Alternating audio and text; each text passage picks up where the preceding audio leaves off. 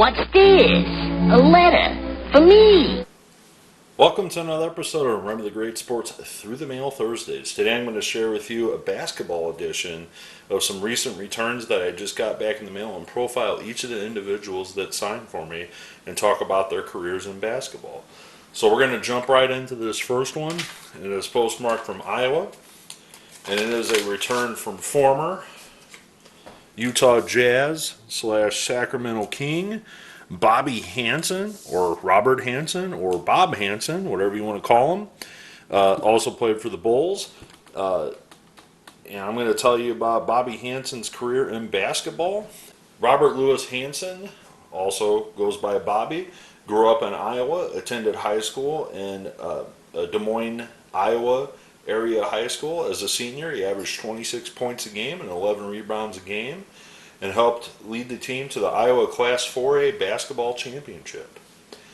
He didn't have to move too far, as he was recruited as a prize recruit to go join the Iowa Hawkeyes in Iowa City, and he played for the Iowa Hawkeyes for 4 seasons. As a freshman, he averaged 5.6 points per game, but he improved his averages to 8.4 as a sophomore, to 12 as a junior, and in his senior year, he averaged 15.4 points per game. As a senior, he was also named the Hawkeyes' most valuable player. Hansen was selected by the Utah Jazz in the 3rd round of the '83 draft with the 54th overall pick. Hansen appeared in 55 games during his rookie season with the Jazz, averages 2.7 points per game, but just in 7 minutes a game. By the 85-86 season, he was a regular starter for the Jazz.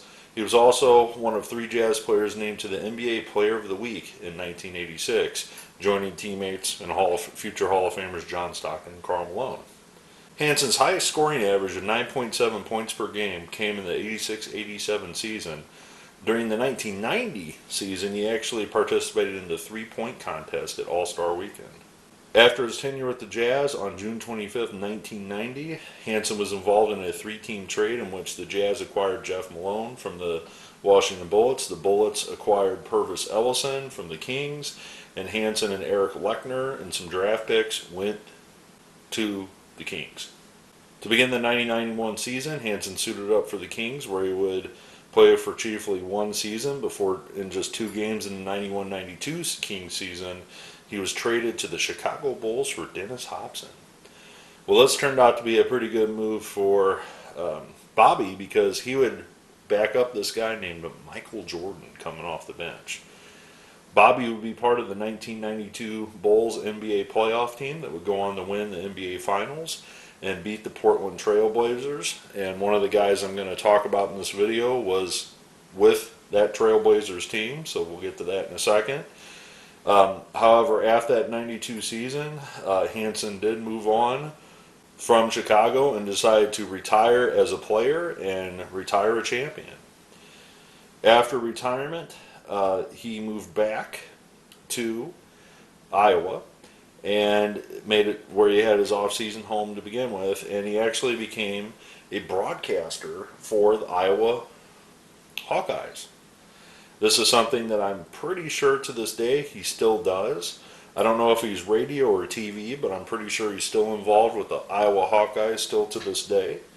Some honors in his career, aside from winning that NBA championship. He was elected to the Des Moines Register Iowa Sports Hall of Fame in 1999. Overall in his career in the NBA lasted from 1983 to 1992.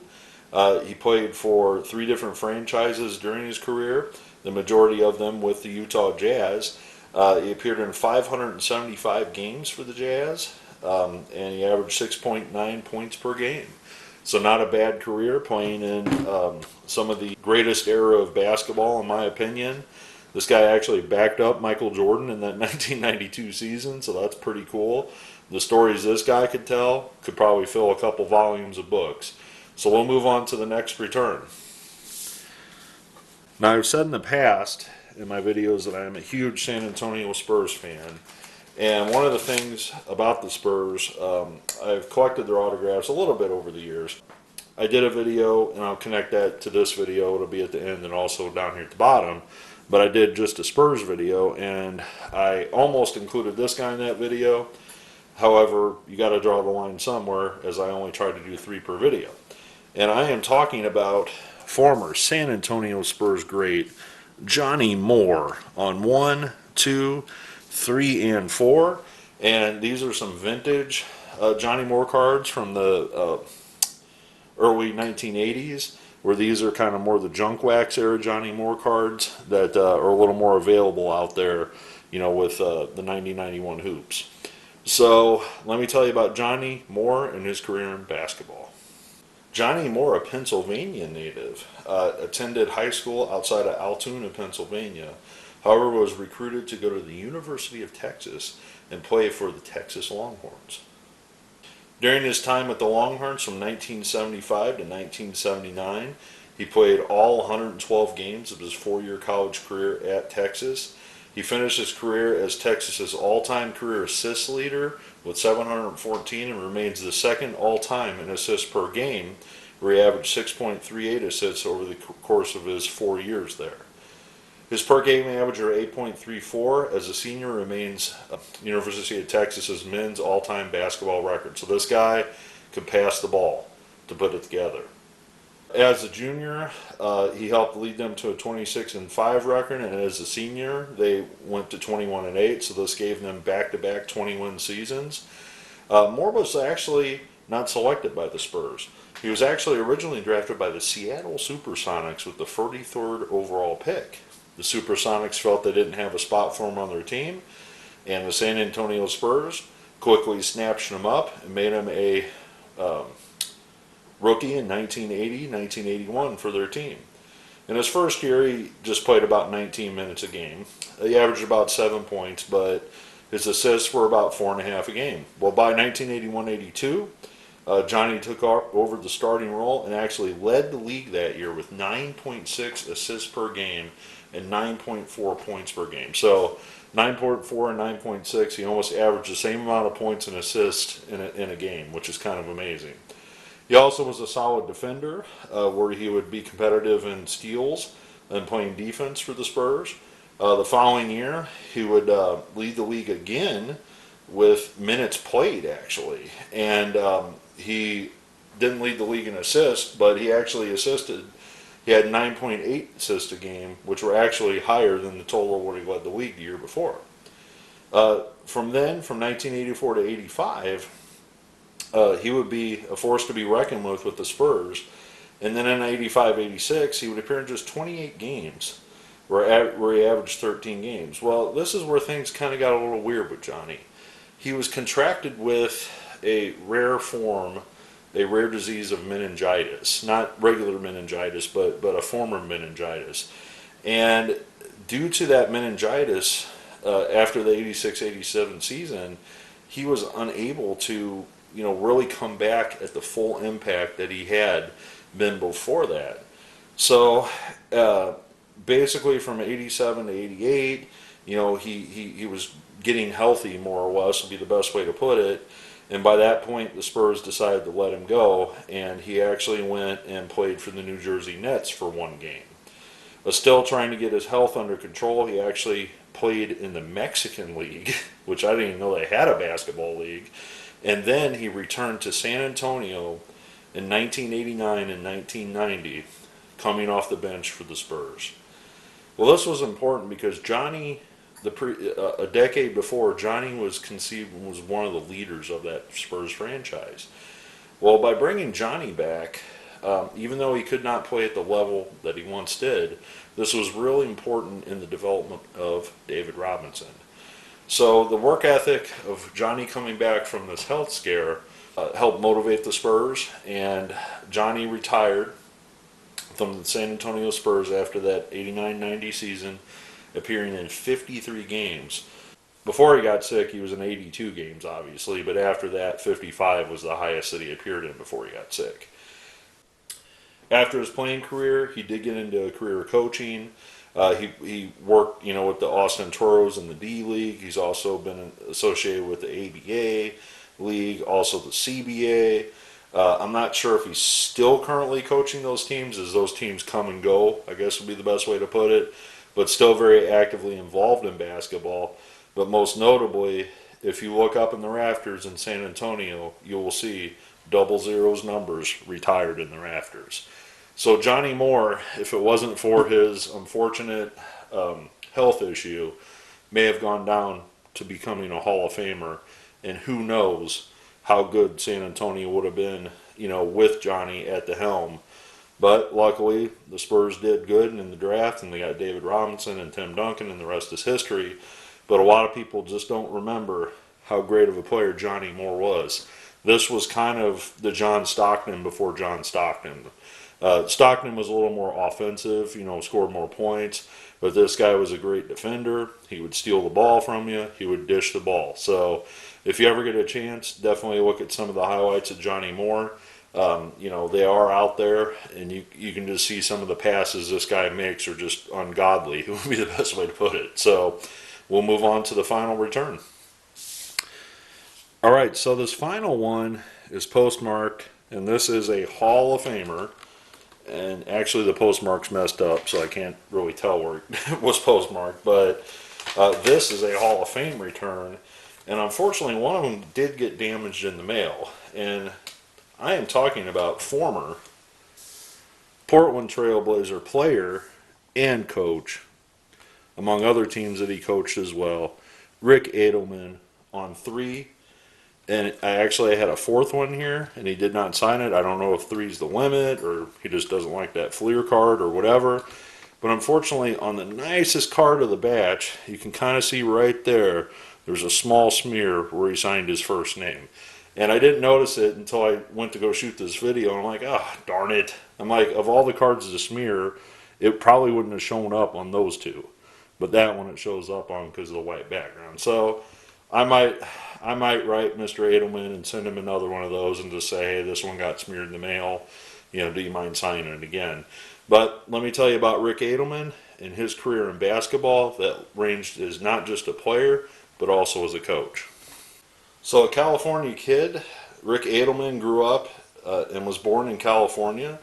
He actually went to high school in California and later to college to Loyola Marymount.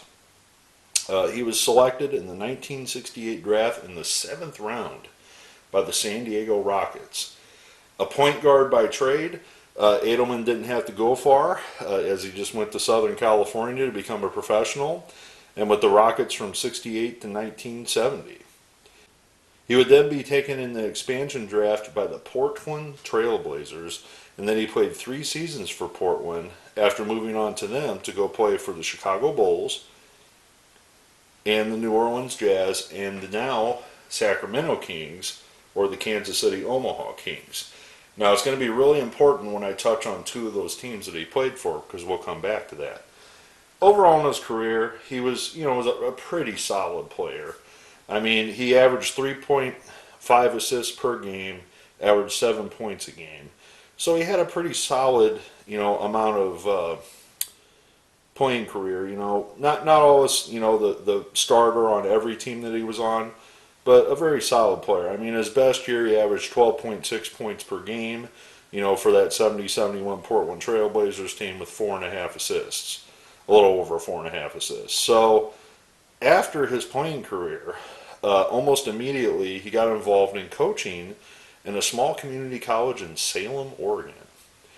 He spent from 1977 through 1983 as a coach of this community college. He was then hired by Portland Trailblazers legend and Hall of Famer Jack Ramsey as an assistant coach.